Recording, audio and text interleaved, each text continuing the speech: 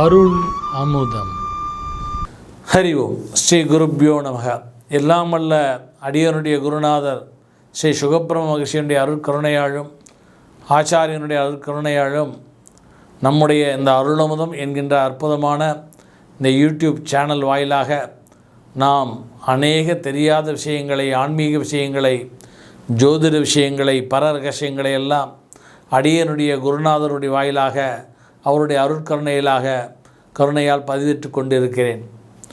இந்த யூடியூப் சேனலை பார்த்து அநேக பேர்கள் அடியனிடம் தொடர்பு கொண்டு தங்களுடைய சந்தோஷத்தையும் மகிழ்ச்சியும் தெரிவித்து பகிர்ந்து கொண்டவர் மட்டுமல்லாமல் தாங்கள் மேலும் பல அரிய வீடியோக்களை எல்லாம் பதிவுகளெல்லாம் வெளியிட வேண்டும் என்று கேட்டுக்கொண்டு வருகிறார்கள். அதனுடைய அடிப்படையிலே நாம் இந்த யூடியூப் சேனல் வாயிலாக அநேக வீடியோக்களை பதிவிட்டு கொண்டு இருக்கிறோம். எனவே இந்த ஒரு அரிய வாய்ப்பினை எல்லோரும் பகிர்ந்து கொள்ள வேண்டும், எல்லோரும் பயன்படுத்தி கொள்ள வேண்டும் என்கின்ற அடிப்படையிலே இதுவரை சப்ஸ்கிரைப் செய்யாதவர்கள் உடனடியாக சப்ஸ்கிரைப் செய்து மேலும் பல பதிவுகளை, புதிய விஷயங்களை தாங்களும் தெரிந்து கொண்டு வாழ்க்கையிலே நலமும் வளமும் பெற அடியேன் வேண்டுகோளை விடுத்து, நாம் இந்த பதிவிலே இன்றைக்கி நிறைய பேர் சில பிரச்சனைகள் வரும்போது ஜோதிட சாஸ்திர ரீதியாக இந்தந்த கோயிலுக்கு போங்கோ, இப்போ திருமணம் ஆகலையா, இல்லை ஃபினான்ஷியல் ப்ராப்ளம் இருக்கா, இல்லை வீட்டில் ஒரு ஒரு சுபிட்சம் இல்லாமல் இருக்கான்னா ஸ்ரீரங்கத்துக்கு போங்கோ, அல்லது சனி உபாதைகள் இருக்கா திருநள்ளாறு போங்கோ, இல்லை சந்திரனுடைய பிரச்சனைகள் இருக்கா திங்களூர் போங்கோ, திருப்பதி போங்கோ, இப்படி ஒவ்வொரு கிரகங்களுக்குரிய கோயில்களாக அனுப்பிச்சுட்டுருக்குறோம். இப்போ அடியன்ட்ட ஒருத்தர் கேட்டார், இந்த கோயில்கள்லாம் போனால் அவளுக்கெல்லாம் பலன் கிடைச்சிருமா, உண்மையிலேயே பலன் கிடைக்குமா அப்படின்னு கேட்குறேன். இவாளுக்கெல்லாம் பதில் சொல்கிறேன். இந்த பரிகாரங்களுக்கு கோயில்களுக்கு போகும்போது இது ஒரு புனித யாத்திரை மாதிரி இதை மேற்கொள்ள வேண்டும். முதல்ல அதுதான் ஃபஸ்ட்டு. இதை பிக்னிக் மாதிரி போகக்கூடாது.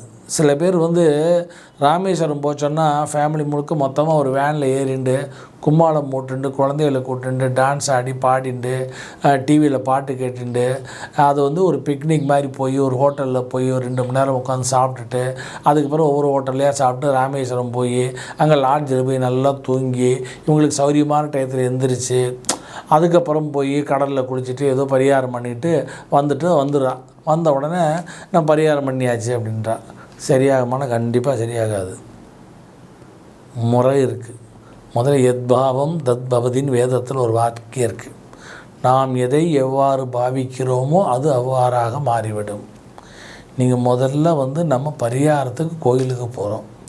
அப்போ அந்த கோயிலுக்கு போகும்போது இப்போ சஷ்டி விரதம் இருக்கா அல்லது கார்த்திகை ஐயப்ப விரதம் இருக்கான்னா அந்த விரதத்துக்குரிய நியமங்கள் நிஷ்டைகள் எதுக்கு இருக்கிறோம்? அந்த ஐயப்பன் நைஷ்டிக பிரம்மச்சாரி. அப்போ நைஷ்டிக பிரம்மச்சாரி ஐயப்பன் இருக்கும் பொழுது அந்த பிரம்மச்சாரி விரதத்தை கடைப்பிடிக்கணும். அப்போ தான் அந்த ஐயப்பனுடைய அருள் கிடைக்கும். அப்போ நைஷ்டிக பிரம்மச்சாரி விரதத்தை கடைப்பிடிக்கணும்னு சொன்னால் இந்த புலனடக்கம் வேணும். அப்போ புலனடக்கம் வேணும்னு சொன்னால் புலன்கள் எவ்வாறு அடங்குன்னு சொன்னால் நம்மளுடைய உணவு தான் நம்ம அந்த புலனை தீர்மானிக்கிறது, குணங்களை தீர்மானிக்கிறது. அப்போ இந்த குணம் எதை தீர்மானிக்கிறது? உணவு அதனால தான் உணவு கட்டுப்பாடு ஐயப்ப விரத சுவாமிகளுக்கு சொல்லியிருக்கிறோம். மாம்சம் உண்ணக்கூடாது, வெங்காயம் உண்ணக்கூடாது, இதெல்லாம் ரஜோ தமோ குண உணவுகளை உண்டல்னா புலனடக்கம் இருக்காது. புலனடக்கம் இருக்காம்போது அந்த விரதத்தினுடைய பலன் கிடைக்காது. அப்போ அந்த விரதத்தை போட்டு மாலையை போட்டு அந்த விரதம் இருந்து பாட்டு பாதையில் போய் அந்த ஐயப்பன் தரிசனம் பண்ணாலும் பலன் கிடைக்காது. அதே மாதிரி தான் இந்த ஐயப்பன் கோயில் மட்டும் கிடையாது, மற்ற கோயில்களுக்கு விரதம் இல்லாமல் இருந்தால் கூட ஒரு குறைஞ்சபட்சம் ஒரு பரிகாரம்னு ஒரு கோயிலுக்கு போனோன்னா அதற்கு முதல் 3 நாட்கள் நான்வெஜ் சாப்பிடக்கூடாது.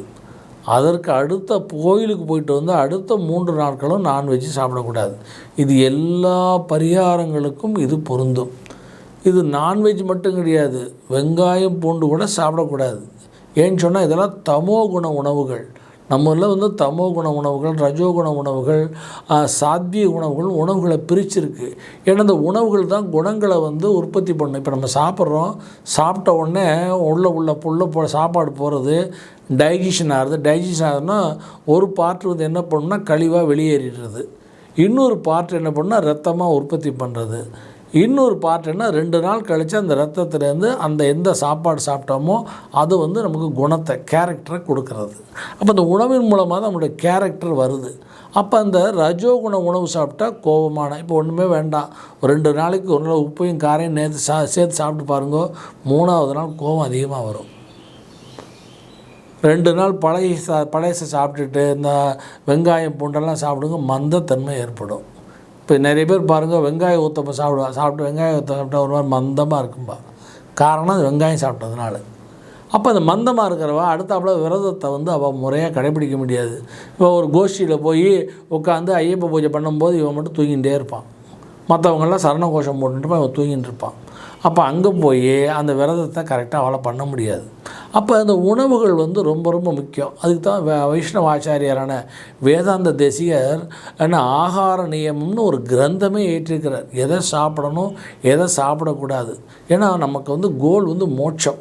இன்றைக்கி வந்து நம்ம மெட்டீரியல் லைஃப்பில் இருந்தால் கூட மோட்சம், அப்போ மோட்சத்தை அடையணும் விரும்புகிறவா வந்து எந்த உணவை சாப்பிட்டா தான் மோட்சத்துக்கு போக முடியும், அவள் வந்து மோட்சத்துக்குரிய தன்மையை பெற முடியும் அப்படிங்கிறதுக்கெல்லாம் அதுக்கான ஒரு கிரந்தமே எழுதியிருக்கிறார். அதனால் உணவு ரொம்ப ரொம்ப முக்கியம். அப்போ ஒரு பரிகாரம்னு சொல்லி ஒரு கோயிலுக்கு போகிறவா முதல்ல ஃபாலோ பண்ண வேண்டியது ஃபஸ்ட்டு டயட், அவளுடைய உணவு கட்டுப்பாடு. அப்போ உணவு கட்டுப்பாடுனா முதல் 3 நாள் இந்த நான் சொன்ன நான்வெஜ்ஜு, அந்த வெங்காயம் பூண்டு போன்ற தமோ ரஜோகுண உணவுகளை அவாய்ட் பண்ண, அதிக காரம் அதிக உப்பு உணவுகளை எடுத்துக்கூடாது. அதே மாதிரி வந்ததுக்கப்புறம் இந்த 3 நாள் எடுத்துக்கக்கூடாது. 2வது அப்புறம் அப்போ அவன் என்றைக்கு அந்த பூஜைக்கு போகிறாலோ கோயிலுக்கு போகிறாலோ அன்றைக்கி வந்து மேக்சிமம் அந்த பூஜை முடிக்கிற வரைக்கும் சாப்பிடக்கூடாது. இப்போ இதெல்லாம் இப்போ பரிகாரம் வேலை செய்யணும்னு சொன்னால் நான் அடியேன்னு சொல்கிற முறைகளை கேட்டால் கண்டிப்பாக உங்களுக்கு வேலை செய்யும். இப்போ ஒரு பெரிய பண கஷ்டத்தில் இருக்கான், இல்லை குழந்தைக்கு வந்து ரொம்ப உடம்பு முடியாமல் இருக்குது, டாக்டர்லாம் கைவிட்டுட்டா அப்படின்னு சொல்லிட்டு நம்ம வந்து அவ்வளோ ஒரு பிரச்சனையில், அல்லது குடும்பத்தில் வந்து வியாபாரம் இல்லை, வருமானம் இல்லை, கடன் இருக்குது, தொல்லை இருக்குது, தீராத வியாதி, தீராத கடன், தீராத பகை, எப்படி நிறைய பிரச்சனைகள் இருக்கும்போது நம்ம ஒரு கோவிலுக்கு அனுப்பும்போது அதை பிக்னிக் மாதிரி போய் அதை செலிப்ரேட் பண்ணால் அப்போ அந்த தெய்வம் அதை ஏற்றுக்காது. தெய்வங்கள் வந்து என்ன, ஒருத்தருக்கு அனுகிரகம் பண்ணணும்னு சொன்னால் குறைஞ்சபட்சம் அவன்கிட்ட ஒரு டிசிப்ளினை எதிர்பார்க்கும், ஒழுக்கத்தை எதிர்பார்க்கும். புரியுது உங்களுக்கு? நீ மற்ற நாள் லேட்டாக கூட நீ வரும்போதாவது அந்த ஒழுக்கத்தை எதிர்பார்க்கு. அதனால தான் மூட சொல்லுவோம், ஆலய தரிசனம் பண்ணும்போது இங்கேருந்து போகும்போது ராமேஸ்வரத்தில் கூட்டம் நிறைய இருக்குதுன்னு சொல்கிறதுனால ராமேஸ்வரத்தில் போய் ஒரு எம்எல்ஏட்டையோ இல்லை அமைச்சர்கிட்டையோ ஒரு லெட்டரை வாங்கிட்டு, அல்லது ஒரு இஓட்ட போய் ஒரு லெட்டரை வாங்கிட்டு நம்ம போய் லைனில் நிற்காமல், பொது தரிசனத்தை நிற்காமல் நேராக போய் ஸ்பெஷல் என்ட்ரன்ஸில் போய் நீ தரிசனம் மட்டும் வந்தால் எவ்வளோ பிரச்சனைக்காண்டி நீ கோயிலுக்கு போய் கடைசியில் போய் அந்த பிரச்சனையும் தீராது, இன்னும் கொஞ்சம் பாவமும் சேர்ந்து வந்துடும். அதனால தான் இன்றைக்கி கோயில்களில் தரிசனம் பண்ணணும்னா அந்த பலன் கிடைக்கணும்னா அதுக்கு முறைகள் இருக்குது, சாஸ்திரங்கள் அதை வகுத்து கொடுத்துருக்கு. எதை எப்படி பண்ணணும், எதன் மூலமாக பண்ணணும், என்னென்னலாம் செய்யணும், என்னென்னலாம் கடைப்பிடிக்கணும், இந்த முறைகளை தெரிஞ்சுட்டு போகணும். அதே மாதிரி ஒரு பரிகாரம்னு ஒன்று பண்ணும்போது ஒரு கோயிலுக்கு அனுப்புகிறோம். இப்போ ஒரு சுக்கரஸ்தலம்னு சொல்லி இப்போ ஸ்ரீரங்கமோ அல்லது திருநள்ளாறு இருக்கிற திருநள்ளாறுடைய ஸ்தலத்தினுடைய பெருமை பற்றி பேசியிருக்கேன். அந்த ஈஸ்வரனுக்கு தர்பாரண்யேஸ்வரர், அது தர்ப வனம், தர்பன்னா புனிதம், பவித்திரமானது. அந்த வனத்தில் உள்ள ஈஸ்வரனை சனீஸ்வரர் பூஜை பண்ணதுனால அது ஒரு புனிதமான இடம். அந்த புனிதமான இடத்துல போய், அந்த பவித்திரமான இடத்துல போய் சனீஸ்வரர் பூஜை பண்ணதுனால அந்த சனீஸ்வரருடைய அங்கே போய் சனீஸ்வரர் தரிசனம் பண்ணும்போது அவருடைய கருணை கிடைக்கும்போது நம்முடைய பாவங்கள் விலகும். அப்பேற்பட்ட ஒரு புனிதமான இடத்துக்கு போகும்போது அப்போ அங்கே திருநள்ளாறில் ஒரு தீர்த்தம், சரஸ்வதி தீர்த்தம் இருக்குது, பிரம்ம தீர்த்தம் இருக்குது, நல தீர்த்தம்லாம் இருக்குது. இந்த தீர்த்தங்களெல்லாம் போய் ஸ்நானம் பண்ணணும். முதல்ல தீர்த்தம், ஸ்தலம், மூர்த்தின்னு சொல்லியிருக்கோம் இல்லையா? அப்போ அந்த மூர்த்தினா யார்? தர்பாரண்யேஸ்வரர். தர்பாரண்யேஸ்வருடைய பெருமைன்னு பேசினாலே அதுவே 10 நிமிஷம் வீடியோ ஓடும். அப்போ தர்பாரண்யேஸ்வருடைய கீர்த்தி, அதுதான் அந்த அந்த மூர்த்தியினுடைய சக்தி, அதை பற்றி அது அங்கே இருக்குது. அடுத்தாப்பில் வந்து பார்த்தேன்னா அங்கே வந்து அந்த ஸ்தலம், அந்த ஸ்தலத்தை பற்றி சொல்லும்போது தர்பவனம், அதான் பவித்திரமான ஒரு பூமி. இன்றைக்கி வந்து தர்ப காடெல்லாம் அழிச்சிட்டா, அது வேறு விஷயம். பவித்திரமான இடம். அடுத்தாப்பில் அந்த குளம், அந்த தீர்த்தம், அந்த தீர்த்தம் யாரால் ஏற்படுத்தப்பட்ட தீர்த்தம்? நலனால் ஏற்படுத்தப்பட்ட தீர்த்தம், நலதீர்த்தம்னு பேர். அங்கே சரஸ்வதி தீர்த்தம் இருக்குது, பிரம்ம தீர்த்தம் இருக்குது. இந்த தீர்த்தங்களெல்லாம் குளிக்கணும். நிறைய பேர் குளத்துல எல்லாம் குப்பையெல்லாம் போட்டிருக்கா, துணியெல்லாம் போட்டிருக்கா, இன்ஃபெக்ஷன் ஆகுது, சில பேர் குளிக்காமல் புரோக்ஷனம் பண்ணிட்டு போயிடுறான். அப்போ நீங்கள் ஒரு பூஜைன்னு சொன்னால் அது முறையாக பண்ணணும். இப்போ நம்ம ஒரு உடம்பு முடியல, ஒரு டாக்டர்கிட்ட போகிறோம், ஒரு ஆப்ரேஷன் பண்ணோன்னா ப்ரொசீஜர் இருக்குது, எல்லாமே பார்ப்பா. டெஸ்ட் பிபி எடுப்பா, செக் பண்ணுவா, சுகர் டயபெட்டிஸ் செக் பண்ணுவா, ஹார்ட்டில் சளி இருக்கான்னு செக் பண்ணுவா, எல்லாம் செக் பண்ணி அப்புறம் என்னென்ன மருந்து கொடுக்கணுமோ கொடுப்பா, எல்லாத்தையும் கண்ட்ரோல் பண்ணி அதுக்கப்புறம் தான் நான் ஆப்ரேஷன் பண்ணுவேன். அதே மாதிரி ஆப்ரேஷன் பண்ணால் தான் அந்த ஆப்ரேஷன் சக்ஸஸ் ஆகும். அப்போ என்ன சொல்லுவா, ஆப்ரேஷனுக்கு முதல் நாள் சாப்பிடக்கூடாதும்பா, டயட் கண்ட்ரோல் இரும்பா, சாயந்தரம் 4 மணியோட சாப்பாடை நிப்பாட்டிடுவா, ராத்திரி மறுநாள் காலையில் ஏர்லி மார்னிங் ஆப்ரேஷன் பண்ணணும்னா. அப்போ அதெல்லாம் நீங்கள் கோஆப்ரேட் பண்ணுறது ஏன்னா அதெல்லாம் உங்கள் உடம்பு நல்லா இருக்கணுங்கும் போது பயம் வருது. பயம் வரும்போது டாக்டர் என்ன சொன்னாலும் தலையை ஆட்டிக்கிறேன். ஆனால் சாஸ்திரம் சொல்லும்போது மட்டும் தலையாட்ட மாட்டேங்கிறேன். சாஸ்திரத்துக்கு விரோதமாக அவ்வளவு பண்ணிவிட்டு கடைசியில் நான் கோயிலுக்கு போனேன் நடக்கலைன்னு கடைசியில் சாஸ்திரத்து மேலே குறை சொல்கிறது. சாஸ்திரம் என்றைக்குமே பொய்க்காது. நம்பினார் கெடுவதில்லை நான்மறை தீர்ப்பு. நம்பி ஒருத்தர் ஒரு காரியத்தை பண்ணால் அந்த காரியத்துக்கு பலன் கண்டிப்பாக அவளுக்கு கிடைக்கும். ஆனால் நம்பிக்கைங்கிறது எல்லாம் தான் நம்பிக்கை. எதெல்லாம் சாஸ்திரம் சொல்லியிருக்கோ எல்லாத்தையும் கடைப்பிடித்து அதை பண்ணால் தான் அந்த நம்பிக்கைக்கு பலன் உண்டு. நான் எனக்கு சௌரியமானதை மட்டும் எடுத்துக்குவேன், நான் சௌரியம் இல்லாத விட்டுருவேன்னு சொன்னால் பலன் கிடைக்காது. ஆனால் டாக்டர் சொன்னால் மட்டும் எல்லாத்தையும் கேட்குற டாக்டர் என்ன சொன்னாலும் சரி, எந்த ஊசியை போட்டுக்கோ, இது போட்டுக்கோ, அது போட்டுக்கோ, அது பண்ணிக்கோ, இது பண்ணிக்கோ, எல்லாத்துக்கும் சரியான. ஏன்னா காரணம் உடம்புல பயம் வந்திருக்கு. அப்போ டாக்டர் உனக்கு தெய்வமாக தெரியாது. டாக்டர் உண்மையிலே தெய்வங்கள் தான், இல்லைன்னு சொல்லலை. ஆனால் டாக்டர் சொல்கிறக்கூடிய வழிமுறையில் ஏற்றுக்கிற மாதிரி உன் உடம்பை பாதிச்சுன்னு ஒரு பயம் உனக்குள்ள இருக்கிற மாதிரி நம்மளுடைய வாழ்க்கையினுடைய அந்த கஷ்டங்கள் தீரணும்னு சொன்னால் அப்போ சாஸ்திரம் சொல்கிற வழிமுறையை கரெக்டாக பண்ணணும். நம்ம கோயிலுக்கு போனால் போயிட்டு சாமியை தரிசனம் பண்ணால் சரியாயிடாது. அது மட்டும் நல்லா ஞாபகிச்சுக்கோ. நிறைய பேர் என்ன நினச்சிட்டு இருக்காங்கன்னா திருநள்ளாறு போனால் சனீஸ்வரர் தரிசனம் பண்ணிட்டு வந்தாங்கன்னா சரியாயிடும். தப்பான ஒரு கான்செப்ட் இது. இதை முதல்ல நல்லா புரிஞ்சுக்கோங்க. இதுக்கு சாஸ்திரம் வழிமுறைகள், இது ஒரு பேக்கேஜ் மாதிரி, இது ஒரு கோர்ஸ் மாதிரி சொல்லியிருக்கு. இதுக்கு என்ன முன்னாடி என்ன பண்ணணும், பின்னாடி என்ன பண்ணணும், என்ன வழிமுறைகள் எல்லாம் சொல்லியிருக்கு. அப்போ இங்கேருந்து கிளம்பும்போது 3 நாளைக்கு சாப்பிடக்கூடாது, அசைவம் சாப்பிடக்கூடாது, இந்த தமோகுணம் ரஜோகுணம் உணவுகளை சாப்பிடக்கூடாது.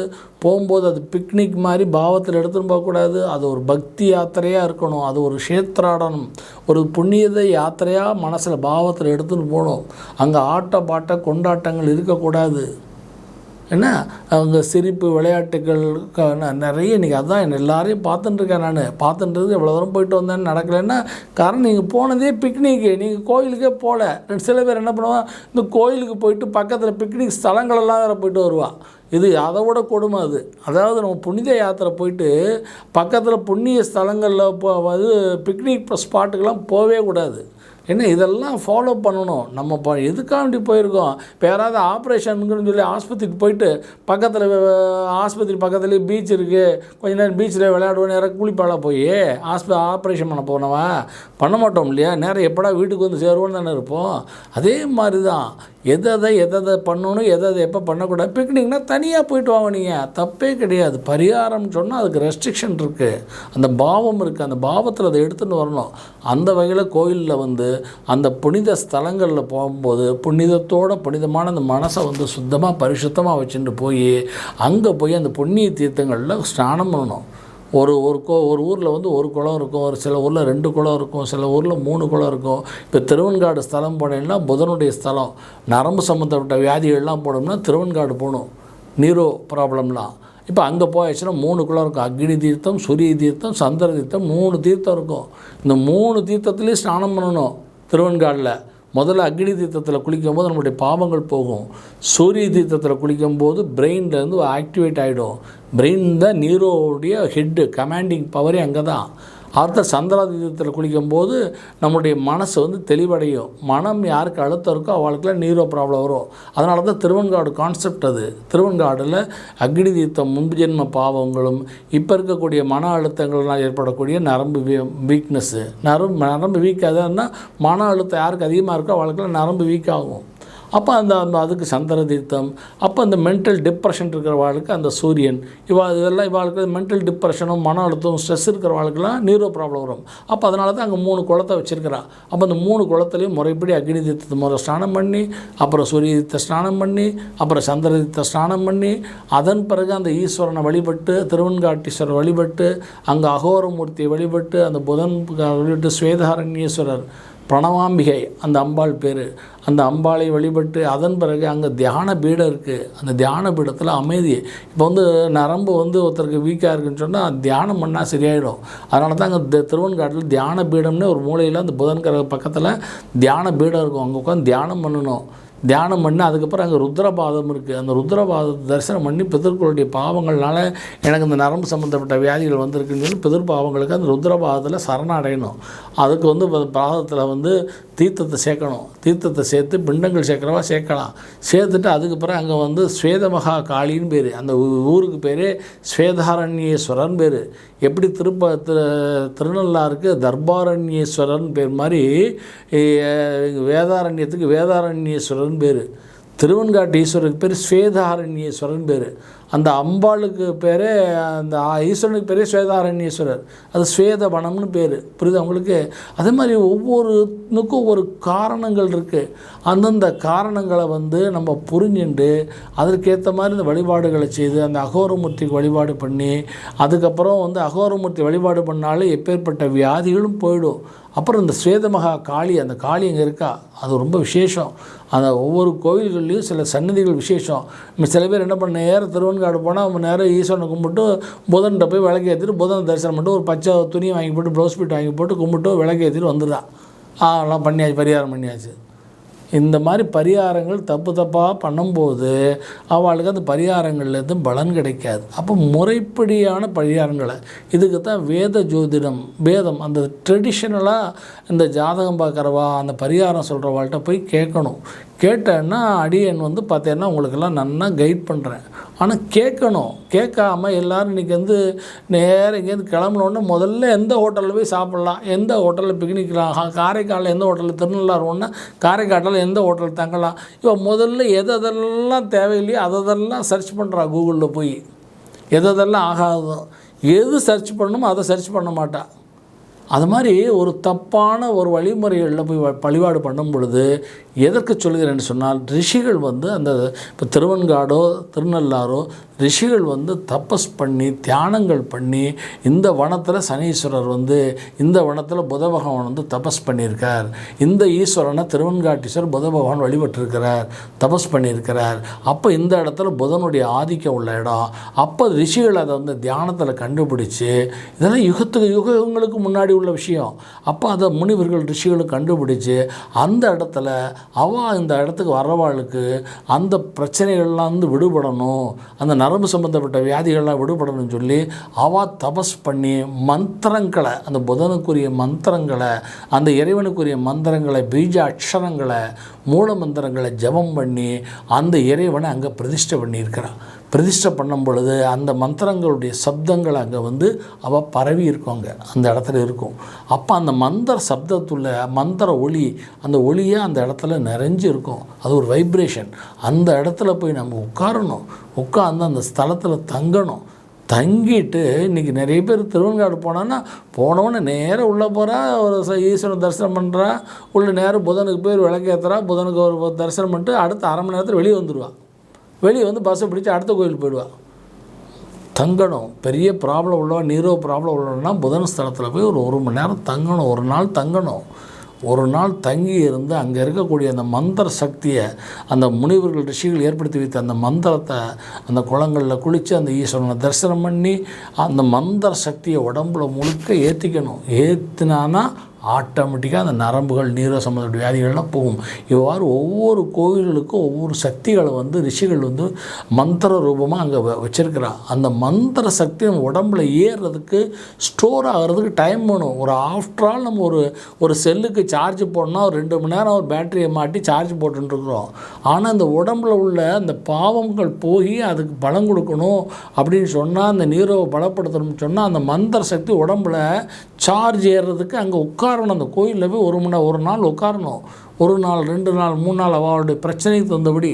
சில பேருக்கெல்லாம் ஒரு மண்டலம் உட்காரணும். ஒரு மண்டலம் உட்காந்தாலே அவளுக்கு அந்த இது சரியாகும். இப்போ குணசீல மாதிரி கோயில்கள்லாம் போனான்னா 48 நாள் உட்கார சொல்லி அந்த மென்டல் டிசார்டர் உள்ள குழந்தைகளை உட்கார சொல்லி கட்டி போட்டிருப்பா. கட்டி போட்டு அவளுக்கு மூஞ்சியில் தீர்த்தம் தெளிப்பா. இதெல்லாம் எதுக்குன்னா எல்லாத்துலேயுமே சாஸ்திரங்களில் பிரமாணங்கள் இருக்குது. இதுக்கெல்லாம் கோயில்களில் ஒவ்வொரு கோயிலுக்கும் என்னென்ன சக்திகள் இருக்குது, என்னென்ன முறைகள் இருக்குது, யாருக்கு என்னென்ன பிரச்சனைகளுக்கு என்னென்ன வழிபாட்டு முறைகள் இந்த கோயிலுக்கு போகணுன்னு எல்லாமே பிரமாணங்கள் சரியாக இருக்குது. ஜோதிட சாஸ்திரம் எல்லாத்துக்கும் வகுத்து கொடுத்துருக்கு. அதனால் இந்த சாஸ்திர முறைப்படி கோயில்களில் போய் யார் பரிகாரங்களை பண்ணுகிறார்களோ, முறைப்படி பண்ணுகிறார்களோ, அந்த மூர்த்தி, ஸ்தலம், தீர்த்தம் என்று சொல்லக்கூடிய அந்த 3 உள்ள கோயில்களில் போய் யார் இதை பண்ணுகிறார்களோ அவர்களுக்கு 100% பலன் கிடைக்கும். நம்பினார் கெடுவதில்லை, நான்மறை தீர்ப்பு.